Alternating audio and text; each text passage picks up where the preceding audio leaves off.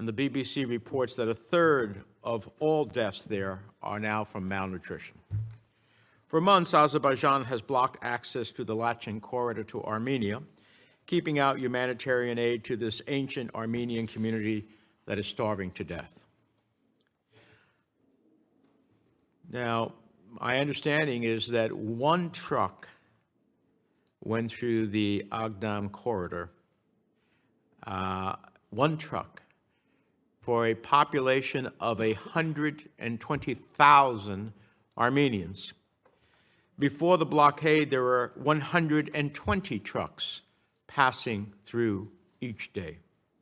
So let's not be fooled by the regime's attempt to muddy the waters. President Aliyev says he's not organizing ethnic cleansing, but that is exactly what he is doing. By leveraging humanitarian aid, he aims to either coerce the people of Artsakh into political submission or starve them to death. And given that he is reportedly amassing forces along the border, we must be vigilant about military action. So as we sit here today with the lives of so many people hanging in the balance, time is of the essence. The former prosecutor at the International Criminal Court, Luis Moreno Ocampo, recently wrote, and I quote, "Starvation is the invisible genocide weapon. Without immediate dramatic change, this group of Armenians will be destroyed in a few weeks." Close quote. A few weeks. That is how long we have. I would ask our witness to speak to what the department is doing, what the Biden administration is doing, and what the international community must do to avert this atrocity from being carried out before our own eyes. I was pleased to see that Secretary Blinken has recently personally gotten involved, but let me be clear. Our message from the highest levels must be unequivocal. Stop the blockade. Stop threatening the people of Nagorno-Karabakh. Stop threatening Armenia. Open the Lachen corridor immediately. Uphold the commitments that Azerbaijan itself made in the November 2020 ceasefire. Now, I understand the dynamics of the broader region are complicated, but the fundamental principles underlying our approach and this crisis should not be. We must stand up for peace, security, and the defense of human rights, which is in stark contrast to Russia, who is not only an unreliable and incapable partner, but is an obstacle to peace and security. As Azerbaijan's forces moved in 2022, Putin's so-called peacekeepers were responsible for upholding the 2020 ceasefire. They stood idly by. Because of the implications for our own moral fortitude and broader stability throughout Europe, the United States and Europe have a responsibility.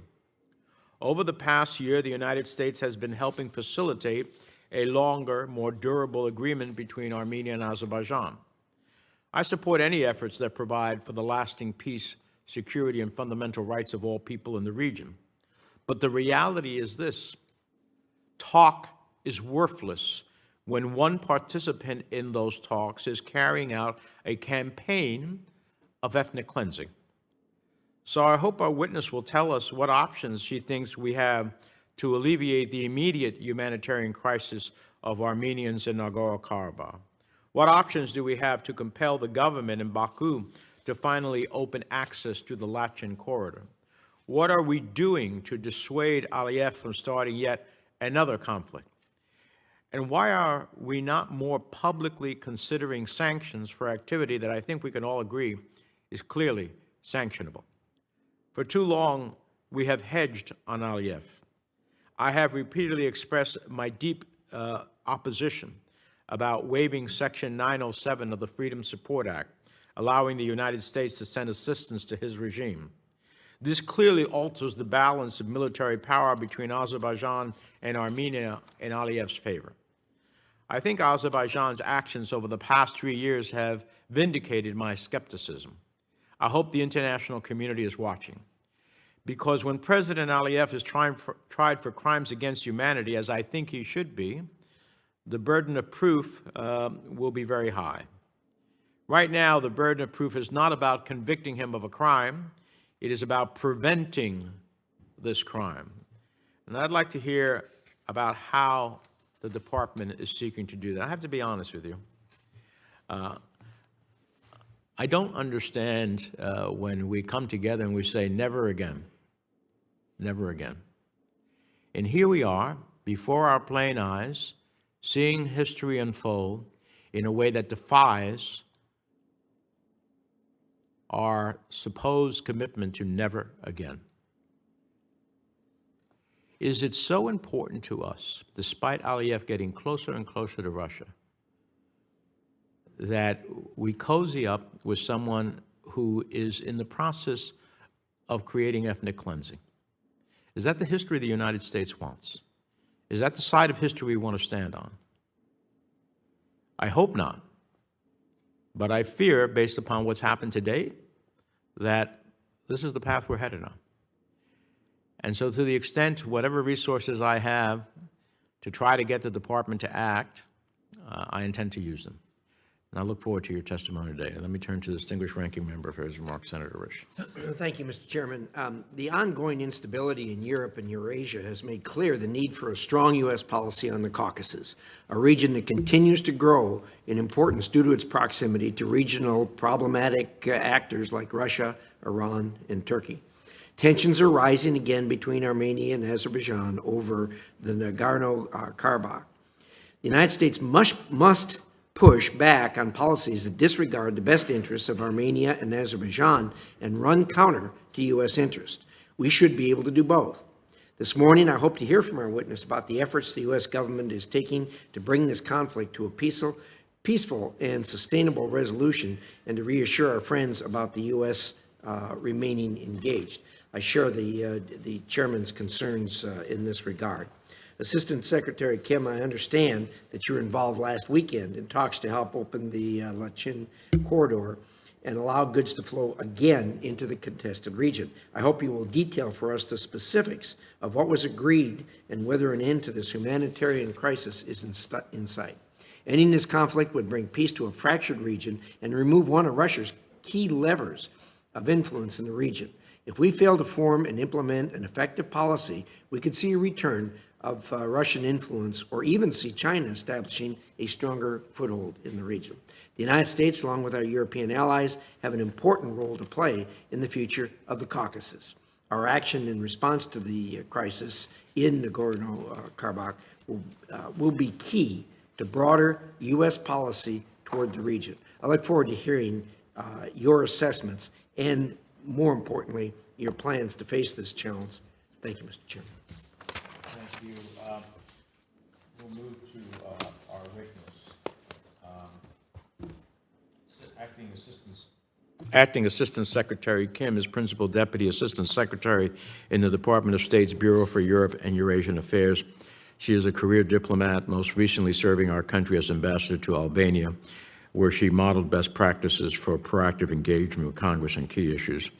Her work as Director for Southeastern European Affairs, Director of the Center for the Study of the Conduct of Diplomacy, Director of the Office of European Security and Political Military Affairs have prepared her for the role she currently holds at a critical time for the South Caucasus and Eastern Europe.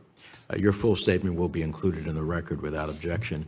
I'd urge you to try to summarize it in about 5 minutes so the committee can have a conversation with you. And with that, you're recognized. Thank you, Mr. Chairman, Mr. Ranking Member, and distinguished members of the committee. This is an opportunity to brief you on the latest. We've been tracking very carefully the concerns that all of you have expressed on this issue.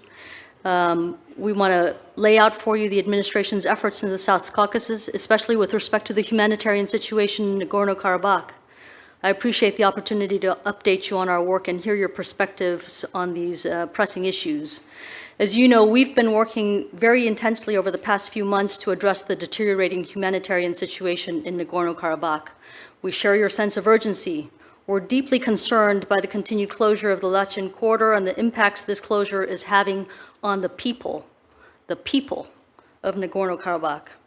I want to be clear that we view the status quo as completely unacceptable.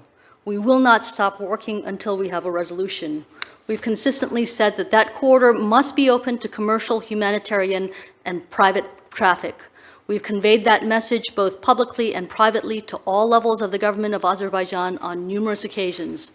Access to food, medicine, baby formula, and energy should never be held hostage. Secretary Blinken, Senior Advisor for Caucasus Negotiations Lou Bono, colleagues at USAID, and many others, including myself, have been intensely engaged on this issue with a wide range of contacts at all levels to press for the immediate and simultaneous opening of the Lachin corridor, as well as other routes to humanitarian, commercial, and private traffic to allow passage of urgently needed humanitarian supplies. We welcome the news that one shipment carrying approximately 20 tons of humanitarian supplies passed through the Agdam route into Nagorno-Karabakh on September 12th. But as you said, Mr. Chairman, that is not enough. Additional humanitarian supplies from the International Committee of the Red Cross have been positioned for weeks just outside the Lachin and Agdam checkpoints. Senior Advisor Bono is once again in the region, that's why he's not here with me today, to press for these supplies to be allowed into Nagorno-Karabakh immediately and simultaneously. President Aliyev, as well as representatives of Nagorno-Karabakh, have publicly stated that they've agreed to this arrangement. There should be no more delay in implementing this agreement, no more delay. It's essential for these supplies, which have been, again, ready to move for weeks, to finally be delivered to the people in Nagorno-Karabakh now. It's also essential to achieve a more sustainable arrangement for the men, women, and children in Nagorno-Karabakh. In this context, we urge the government of Azerbaijan to restore free transit of commercial, humanitarian, and passenger vehicles, both in and out of the Lachin corridor expeditiously, while we recognize also the importance of additional routes. One of the many challenges to a solution in this region is deep mistrust following decades of conflict and instability. We need to continue to encourage all sides to work constructively and to encourage those in Nagorno-Karabakh to accept humanitarian assistance from reputable international sources like the ICRC. Whatever compromise is ultimately reached, the only path forward is through dialogue and compromise to build trust. The root causes of instability and conflict that have plagued this region for so long have to be addressed. The administration continues to believe that peace in the South Caucasus has the potential to transform the region and advance U.S. interests. We now have a strategic opportunity to combat malign influence in the region from actors like Russia, China, and Iran by achieving a durable peace that will expand our bilateral economic and security cooperation and provide greater energy security for European partners and allies. Secretary Blinken has hosted 3 rounds of peace negotiations with the foreign ministers of Armenia and Azerbaijan since last November, and his leadership has yielded results. The sides have made progress on a peace agreement that could stabilize the region. Armenia and Azerbaijan's border commissions have begun discussions on the complicated issue of delimiting the border, and we will continue to support progress on a peace agreement between the sides. Progress will not come easily or quickly, but we're determined to do all we can to support a dignified, and durable peace, an objective that is imperative in the broader regional context. We've invested in this effort because we believe peace between Armenia and Azerbaijan would have cascading benefits for the region that are in the U.S. national interest. A dignified and durable peace could facilitate regional energy security and boost regional transportation links, in turn improving economic prospects of all countries in the region and improving the lives of millions. The United States could increase our security cooperation in the region and build the confidence and capacity of each country to preserve and protect its sovereignty and independence. In the context of any peace discussions, we've made clear that the rights and security of the ethnic Armenians of Nagorno-Karabakh must be protected. This is an essential element of any durable and dignified peace agreement. Azerbaijan must provide internationally verifiable assurances of respect for their rights and their ability to remain in their homes and live without fear. In closing, I want to be clear about a critical issue. The United States will not countenance any effort or action, short-term or long-term, to ethnically cleanse or commit other atrocities against the Armenian people of northern Nagorno-Karabakh. The current humanitarian situation is not acceptable. Humanitarian access through the Lachin corridor and other routes must be available now. We will do everything possible to make that happen, and we look forward to continuing to work with you and the rest of this committee to make that happen. Well, thank you. We'll turn to a round of 5 minutes. 400 tons of essential goods used to go to the Lachin corridor daily. On August 15th, we saw the first reported death from starvation of a 40-year-old man, and I fear he will not be the last. Do you share my assessment as well as the ICJ's assessment that the blockade may represent a real and imminent risk to the health and life of Karabakh Armenians? Yes, we do, Senator. We share your sense of urgency, and that's why we are working this as hard as we are. Well, can you explain to me then why the United States is not or cannot do more to get humanitarian assistance in, as well as what we are doing to support the International Committee on the Red Cross? We've actually undertaken quite a lot of action on that front, Senator. We have been working this nonstop, in person, over the phone with all different actors, Baku, Yerevan, Stepanakert, to try to move this thing. We finally, I believe, were able to work with international partners to get a first truck through. That's a Russian truck, I would point out. But the point is that that traffic is now flowing. The agreement is that traffic through the Lachin corridor has to be open. So while I think all of us welcome that one truck through Agdam, I think all of us also agree it is not enough. It's not enough. Lachin has to be open. Other routes can be open too, but Lachin must be open. That's one truck is non-negotiable. One truck is not mercy. Absolutely. It's not even what's just. The reality is, you know, in addition to the blockade of Nagorno-Karabakh, President Aliyev is reportedly building up troop presence both around Nagorno-Karabakh and Armenia's border. Surely we can't take anything he says about wanting to find a solution to the crisis seriously when he is withholding food and also threatening violence. To me, that's pretty outrageous.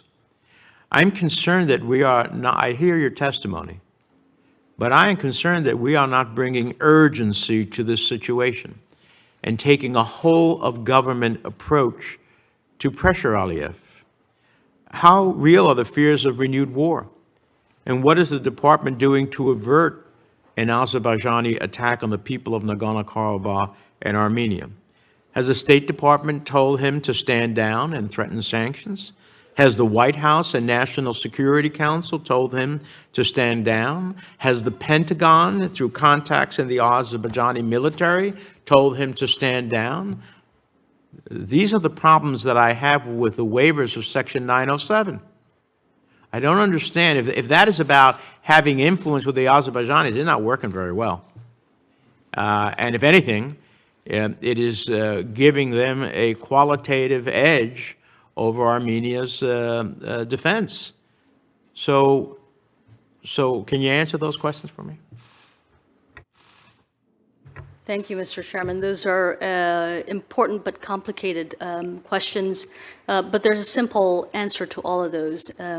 I've got here a ream of paper listing all the various telephone calls, meetings, travel that we've had to send across a very, very clear message. Number one, Lachin corridor must be open now, no more delay.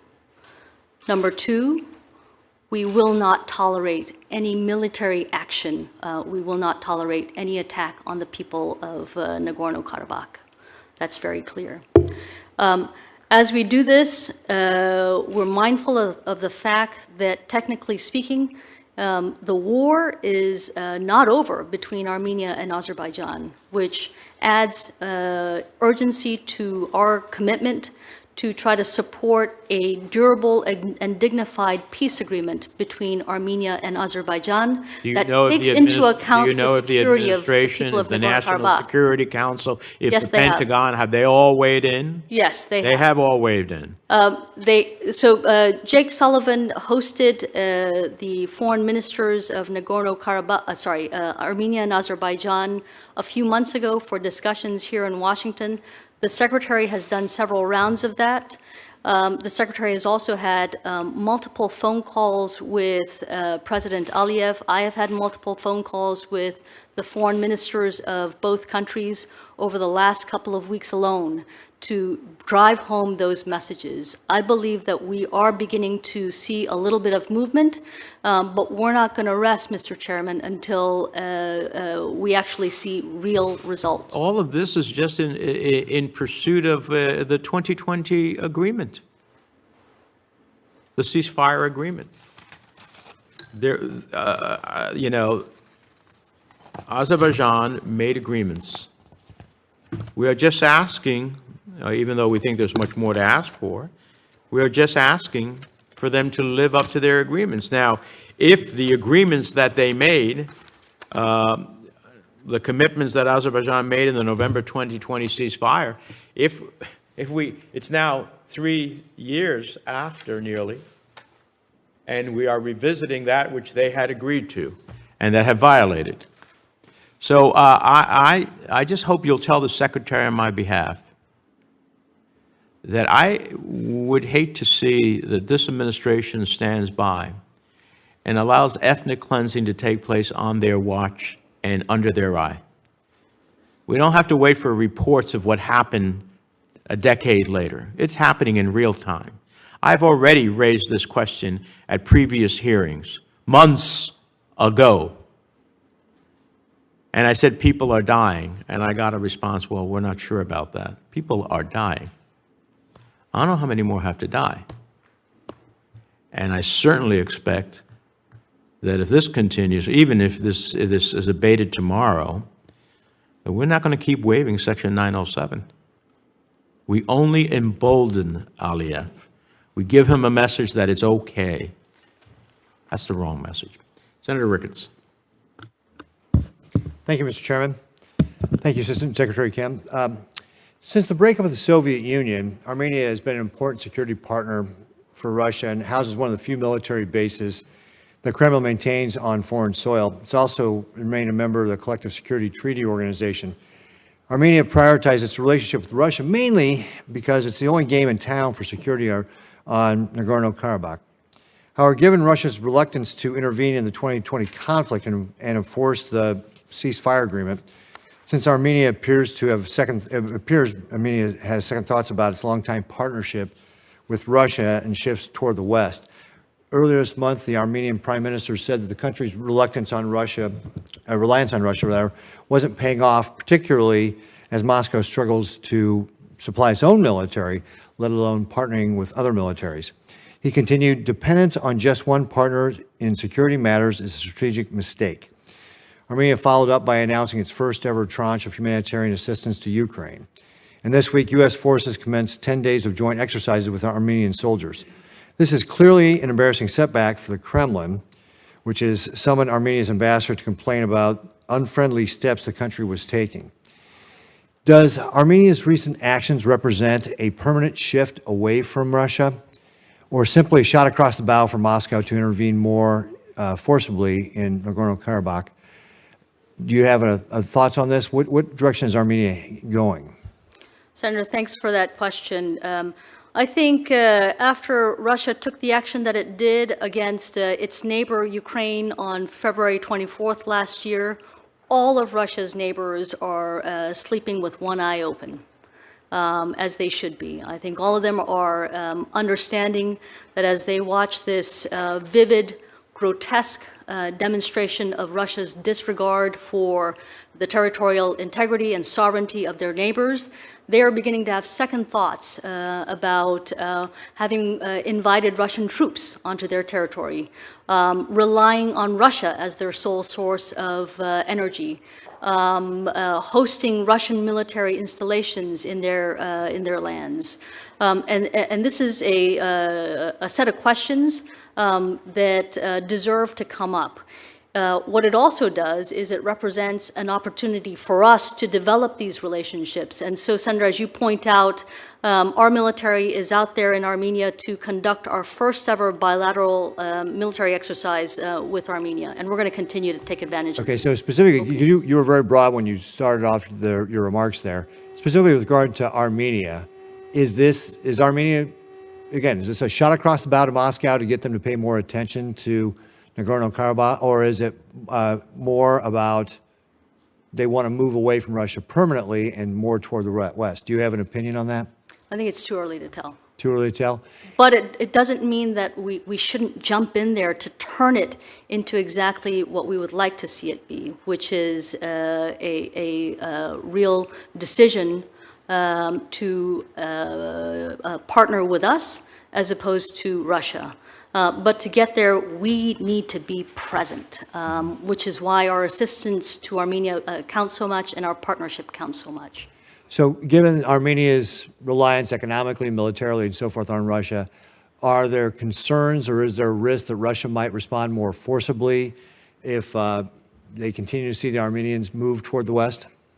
I think Russia has proven itself and Putin has proven himself to be vindictive to anyone who does not bend to his will. So yes, we are very much on the alert for that. So what's your thoughts on the strategy of how we walk that line then between continue to develop relationships with Armenia and not triggering some sort of Russian response that would be more forceful? I think we've got to keep a close watch on the situation. We need to increase the array of assistance that we provide to Armenia, whether it's developmental assistance, whether it's defense partnerships, security activities, and expand those out as much as we can in a way that is acceptable for the Armenians themselves, right? This can't be a unilateral move. So we got to do this in true partnership with Armenia and make sure that we're providing the support that they need to make the turn that they'd like to make. So Russian sanctions evasion has been a particular problem in the Caucasus. And Armenia has allowed Russia to access key microchips and electronics that Russia needs for its war on Ukraine.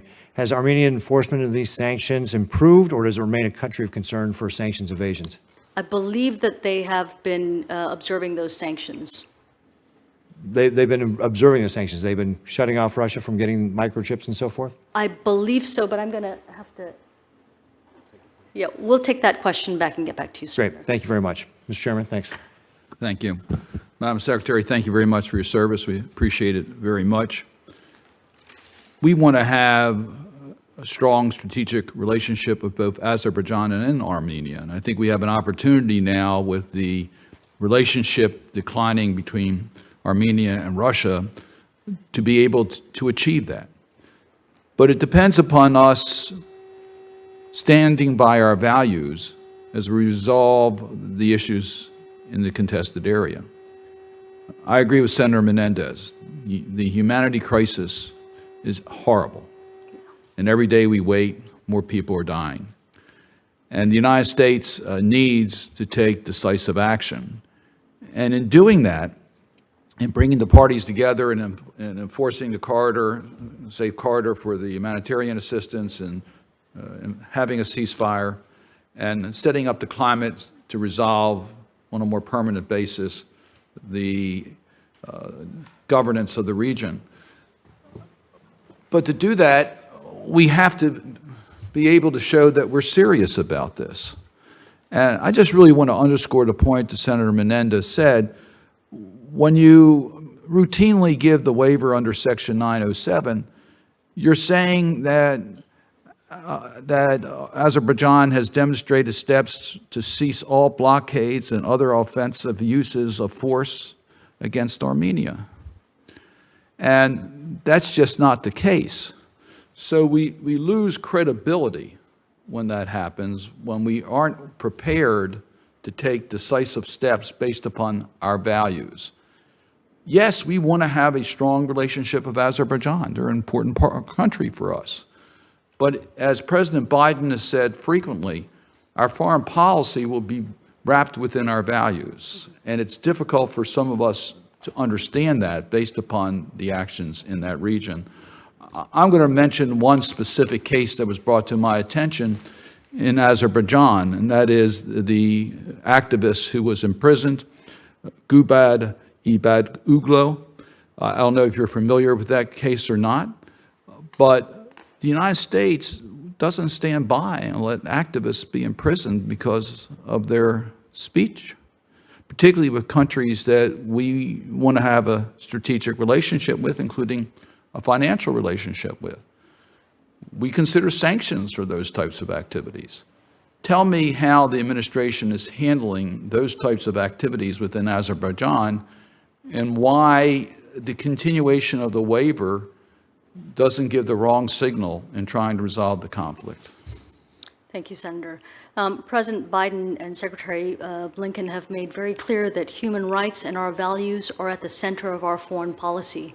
And we take every opportunity to drive that home with all of our partners, every country that we deal with, including with Azerbaijan. And as you rightly point out, we have an opportunity and an imperative to develop a strategic relationship with Armenia as well as Azerbaijan.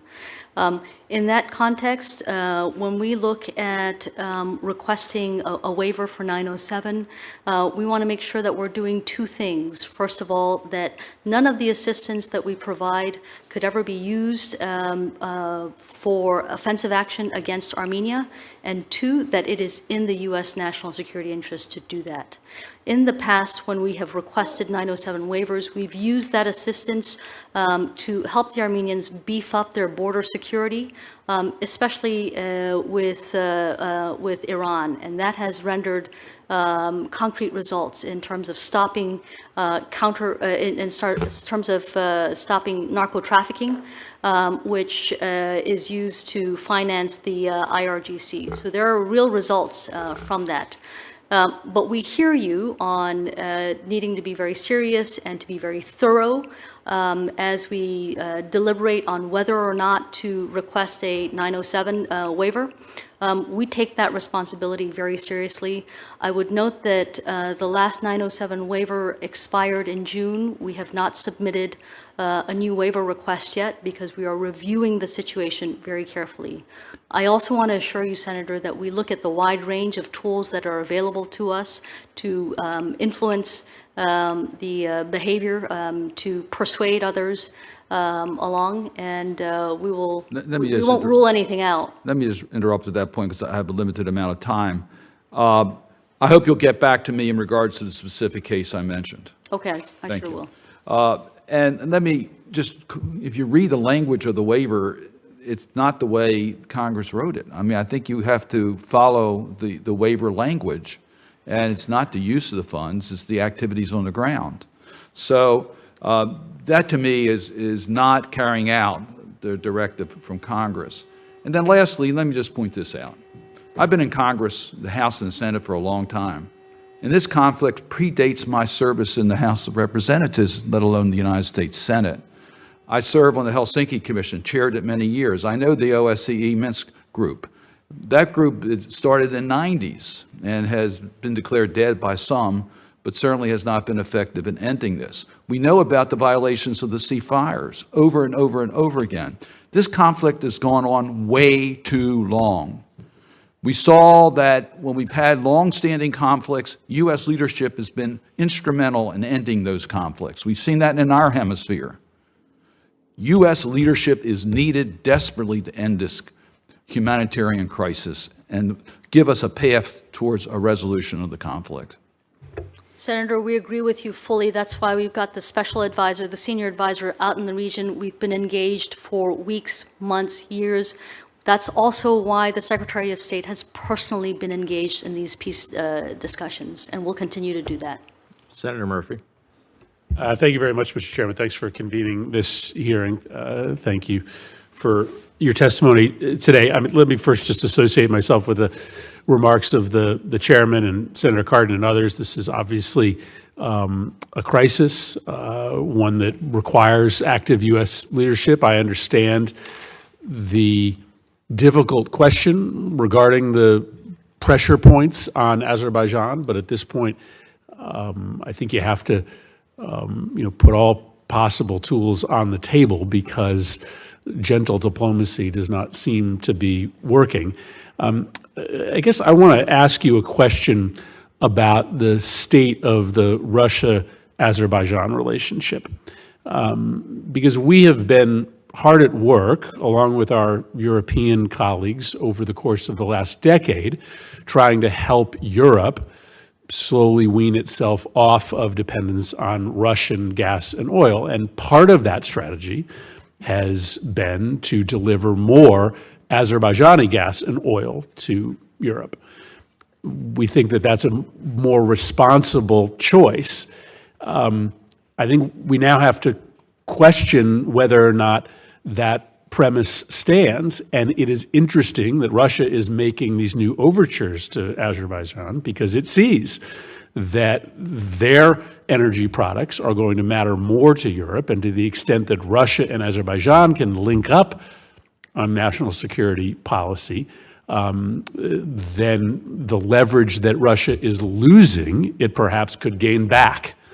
And so what are the implications for the U.S. and for Europe as Azerbaijan and Russia draw closer? What's the nature of that relationship?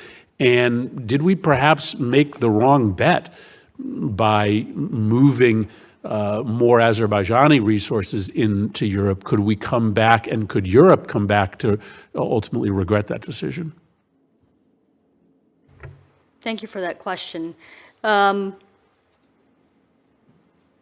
The relationship between Azerbaijan, Armenia, Georgia, everybody else in the region with Russia is dictated by geography and history. And it's not just the history of a few years in the Soviet years, it's generations and centuries here. We are working hard to rebalance that in our favor. What we also notice is that this agreement that Armenia and Azerbaijan reached in November of 2020, we're not a party to it. And that agreement calls for the Russians to provide peacekeepers to enforce the terms of that agreement.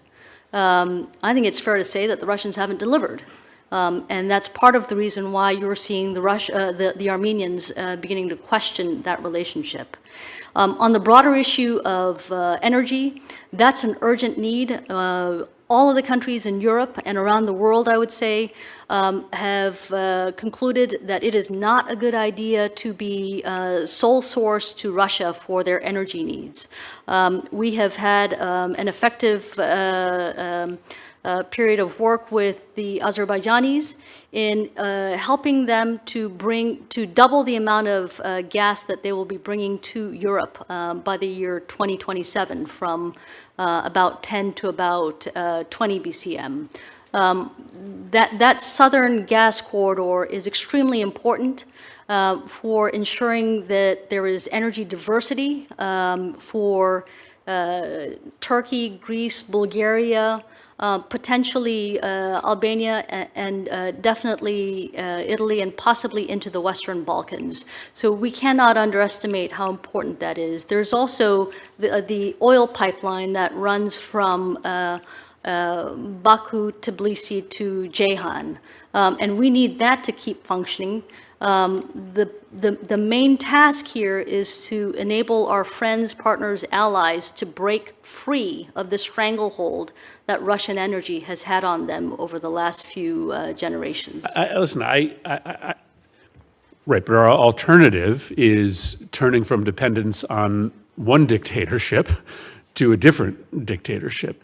And the question now becomes, are we funding Azerbaijan's efforts to impose a brutal blockade on the Armenian people?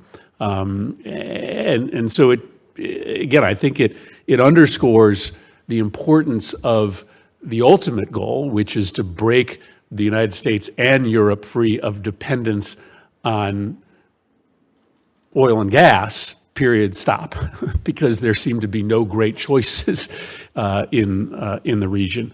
I do appreciate the leadership that Secretary Blinken has shown here. I think it is important that we're playing a central role here, and I'm glad to have this update. We hope to stay in close touch. Thank you, Mr. Chairman. So, Senator, I'd like to just foot stomp one point that you made about energy diversity, source, routes, and that means that we don't want our friends, allies, and partners to be single source to any country or to any type or any route. That's not in their interest. We want our friends, allies, and partners to have multiple ways to get energy so that nobody can hold them hostage based on energy needs. Right, but we are seeing a remarkable amount of coordination between countries that are part of that system of multiple supports. Most recently, the Saudis and the Russians essentially colluding to keep the price high enough in order to continue to fund the war. So this strategy of being dependent on a system and series of dictatorships, again, may not necessarily bear the strategic gain that we think it does. Thank you. Senator Kaine. Thank you, Mr. Chair. Secretary Kim, I associate myself with many of the questions that have been asked. I want to offer an observation and then a question that's a follow-up from something that Senator Cardin was asking about. So the observation is this: when following the Azerbaijani incursion into Armenia in 2020, Russia, who is a treaty-bound security partner of Armenia in the Collective Security Treaty Organization, took no action to defend its CSTO member. Now, contrast that with NATO. NATO linking arms because of American leadership and the leadership of others to battle against, to help Ukraine battle against the illegal war, the illegal invasion by Russia. Sweden and Finland coming into NATO. Sweden's accession is still pending, but just this week they committed to increase their own defense spending by 28% to reach the 2% commitment of NATO members. And so look at a NATO that's getting stronger, that's making more investments, that's demonstrating its mettle, and then a CSTO where Russia won't even take action to support somebody that it's treaty bound to. I think that speaks volumes. The question I wanted to return to is the question about Dr. Gubad Ibadoglu, who is a National Endowment for Democracy Fellow in 2015. He has lived in New Jersey and Virginia, and most recently, North Carolina. And he's tied with American universities, especially the University of North Carolina. He is a prominent Azerbaijani scholar, and he's written about the very issue that Senator Murphy was asking about, the fact that oil revenues often go hand in hand with corruption and poor governance. And so as a scholar, he's written about that. And because those writings are unpopular with the rulers of Azerbaijan, he and his wife were arrested in July with no due process. He remains imprisoned in very poor conditions, and he has numerous health issues. He celebrated his birthday on Tuesday. What can you share about the department's interaction with the government of Azerbaijan regarding Dr. Ibadoglu? We have raised this case, and we will continue to do so. If and when the Senate confirms the next nominee to be our ambassador to Azerbaijan, I can assure you that this gentleman's case will be at the top of his agenda when it comes to pursuing these types of issues. We would like to also reach out to you periodically to find out about the status Absolutely. of this case, and even before a confirmation. I just hope that we raise it again and again and again, because Absolutely. I think the unjust imprisonment of a NED fellow with ties to many of our states is something that needs to be top priority, and I would appreciate you taking that back. Thank you, Mr. Chair. Senator Van Hollen. Thank you, Mr. Chairman, and thank you for your testimony here today. I want to follow up on a couple of questions that have been posed by my colleagues, and I want second the remarks made by the chairman in his opening statement as well on Section 907. Because, as you know, the administration did make the certification, I believe it was in July of last year, is that correct, the waiver? June of last year. And I'm looking for the report that accompanied that. I saw the certification itself because the statute does require that the State Department provide information on the status of negotiations for a peaceful settlement between Armenia and Azerbaijan and the impact of United States assistance on those negotiations. We'll be checking to see exactly what the finding was then, but you would agree today that the provision of U.S. assistance did not have a positive impact on the negotiations. Isn't that the case today? Senator, respectfully, I'm not sure that I would agree with that statement. We make sure through a very thorough process that has gotten even more thorough. I understand that the No, just so I understand, I'm not talking about the process. I'm asking today, if today you had to present this report to Congress, if you exercised the waiver and had to present the report to Congress, could you conclude that the assistance, U.S. assistance, was having a positive impact on the negotiations? We are going through those issues very thoroughly, which is why you haven't seen the waiver come through yet. So let me just read a statement that the State Department made on April 23rd of this year in response to Azerbaijan's establishment of the blockade of the Lachin corridor. It reads, this is the State Department saying, and I quote, "The United States is deeply concerned that Azerbaijan's establishment of a checkpoint on the Lachin corridor undermines efforts to establish confidence in the peace process." So that was in April. Do you agree with the State Department statement? Yes, that's correct. Okay. Any 907 assistance that's gone through is targeted towards counterterrorism and border security, mostly along the border with Iran. Right. But so you stand by the State Department statement, I hope, from April, which was that Yes, of course. the actions by Azerbaijan undermine efforts to establish confidence in the peace process, right? Yes. Okay. Has anything happened between April 23rd and today that would lead you to believe that providing assistance by exercising the waiver would improve the prospects for peace? So those are in some ways a little bit separated because, as I said earlier, any 907 assistance that's gone through is directed at counterterrorism objectives that are in our interest, along with border security and counter-narcotics activities that are also in our interest. That's produced real results in terms of addressing our concerns about our IRGC funding. With respect to the blockage of the Lachin corridor, we share your sense of urgency on this. Nobody is sitting still on this. I want to assure you that we work night and day on this issue. I appreciate your testimony. I'm just going to be interested in reading, if you exercise the waiver this time around, which I hope you won't, because I don't think the conditions on the ground merit it. But if you do, it will be interesting to see what the State Department puts in its required report on the question of whether or not the impact of U.S. assistance on the negotiations. I know you are arguing that the assistance helps advance counterterrorism objectives. The report requires an assessment about whether any of this assistance also helps, what its impact on the peace process is. And I think, based on your statements from April, the State Department statements for April, it's pretty clear that, at least as of then, in your own words, State Department's own words, it was undermining confidence in the peace process. And I don't see anything that's changed from that day to this. So, look, I've got other questions to submit for the record. One of my concerns has been the impact on our demining efforts in Nagorno-Karabakh. Many of us have been very active in providing funds to demine that area.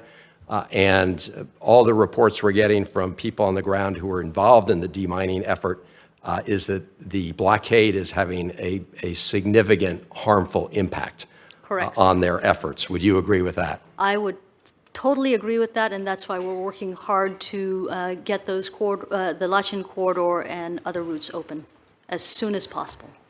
All right. Thank you. Thank you, Mr. Chairman. Madam Secretary, you just said in response to Senator Van Hollen that, well, Section 907 in our waivers is about border security and counter-narcotics and their performance in that regard. Did I understand you correctly? Yes, sir. There's a number of objectives related to our assistance, to any security assistance that we have with Azerbaijan. And those are? So those are to strengthen the interoperability of Azerbaijani forces with the U.S. and NATO, because that's in our interest, to provide opportunities for Western indoctrination and education, to help secure the 475-mile-long border with Iran, and to secure energy sources and routes that are critical to our European friends and allies. Okay. So that is the limited universe under which I guess the department looks at Section 907. So is it in our national interest to stop ethnic cleansing? Absolutely, sir. Well, I don't hear that in the list, and I don't hear that in the process of determining whether Section 907 should be waived. If we allow, for whatever reasons, whatever security, border security, counter-narcotics, for ethnic cleansing to take place, and we look the other way, we send a global message of what our priorities are. We say to others in the world, you can do that as long as you work with us on counter-narcotics, border security, and other such things. That would be a horrific, horrific result of a policy that would be blindsided to the fundamental proposition that if there's a country in the world that stands for human rights, it's the United States of America. I've listened to our president, who both when I sat over there when he was the chairman of this committee and when he was vice president and of course as president, has spoken about the importance as part of the fabric of our foreign policy in terms of human rights. But speaking of it is meaningless. It is a hollow promise without action. So I don't know how we can see a positive result under Section 907 when we have the violations of the 2020 ceasefire. I don't see how we can have a positive result when we have the amassing of troops by Azerbaijan. I don't see how we can have a positive result when Azerbaijan kills in cold blood unarmed Armenian soldiers and sexually abuses and mutilates a female Armenian soldier. I don't understand how Section 907 leads to a more peaceful resolution when they are in the verge of ethnically cleansing 120,000 Armenians in Karabakh. I don't understand it. I don't understand how one can stretch the proposition of what Congress meant in Section 907 that way. And so when I hear you dictate what are the elements, well, those elements don't cover the dire consequences that are happening right now. Senator Shaheen. Well, thank you, Mr. Chair. Thank you for being here. Secretary Kim, I have to say I share the concerns that have been expressed about Azerbaijan's continued obstruction of the Lachin corridor. In New Hampshire, we have a large Armenian diaspora, and we hear consistently from them about their concerns that Azerbaijan's blockade has resulted in severe humanitarian suffering, that it should be lifted immediately. And as probably one of the few members of Congress who's actually spent some time in Armenia, I have to say, this is a problem that we ought to be able to help resolve. One of the things that I know would be helpful would be for the Senate to confirm the ambassador to Azerbaijan. I think it would really be helpful for us to have an ambassador there who can make the case for why we need to address what's happening in Nagorno-Karabakh. So I hope that the Senate will be able to get that done. I understand that the nominee is on the business meeting for next week, so hopefully we can move that, Mr. Chairman. Can you speak to what role Russia is currently playing in Nagorno-Karabakh and any negotiations that are happening? Thank you, Senator. And we agree with you on the need to get an ambassador out to Azerbaijan as soon as possible. On the role of Russia, as you know, Russia is the one that brokered the ceasefire between Armenia and Azerbaijan after the horrific violence in 2020. And they put themselves forward as peacekeepers and guarantors for the terms of that agreement. The United States was not at all involved, and in our assessment, and I think I'm safe to say in the assessment of Armenia and Azerbaijan, the Russians have not done what they were supposed to do. Just a few months ago, exactly a year ago, we saw violence flare up again on the Russian watch. So I think it's reasonable to demand that the Russians do their job to prevent further violence.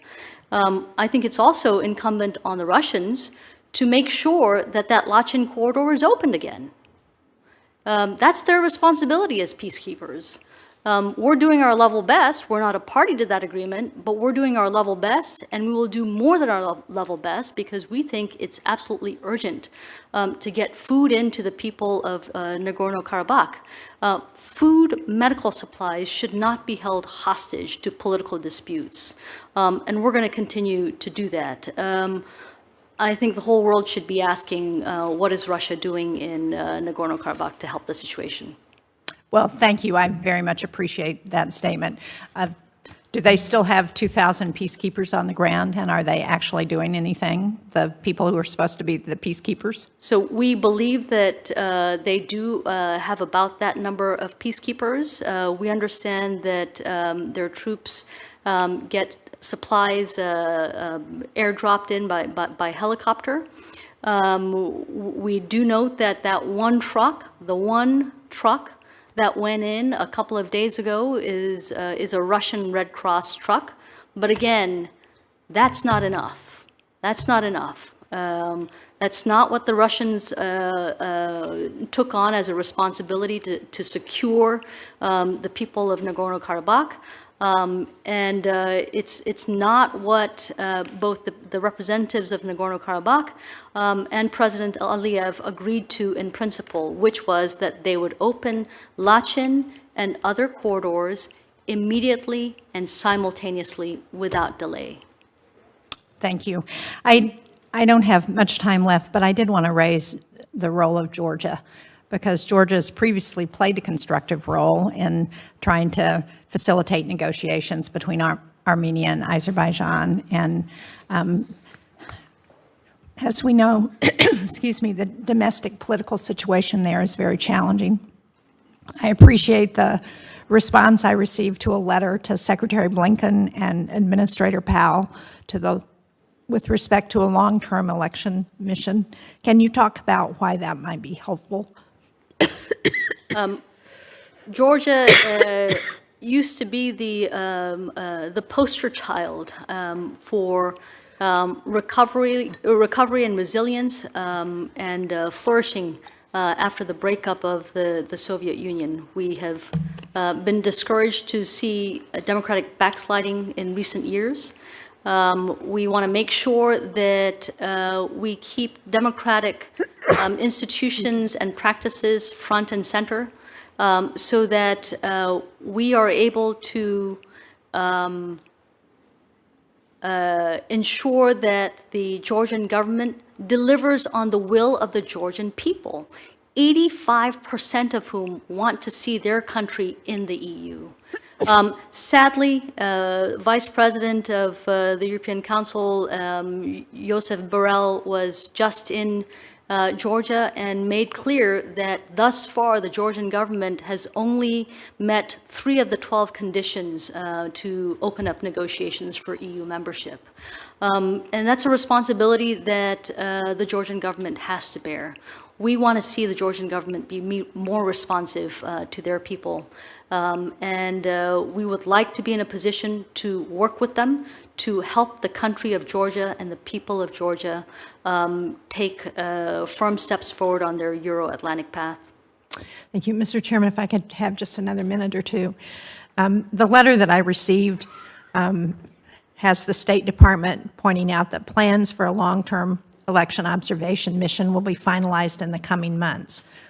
But that timetable doesn't give us much time to actually prepare for what needs to happen in order to ensure a free and fair election. So can you tell me, has the government of Georgia agreed to a long-term election observation mission? And what happens to Georgia's accession agenda if next year's elections don't accurately reflect the will of the people? Senator, if you'll allow, I'll get back to you on this specific timetable. That would be great. I would really appreciate it. I think this is a place where, as you point out, we know that the people of Georgia are looking towards the EU. They want to assimilate with the West, and they want their government to move in that direction. And I think it's imperative for us to take every opportunity that we can to help them make that transition. Thank you, Mr. Chairman. Thank you. I'd ask unanimous consent to include for the record testimony from the Executive Director of the Armenian Assembly of America, and without objection, so ordered. One final question, Mr. Secretary. Let me ask you, why do you think, despite its signed commitments and a ruling by the International Court of Justice to open the Lachen corridor, that Aliyev is not opening the corridor?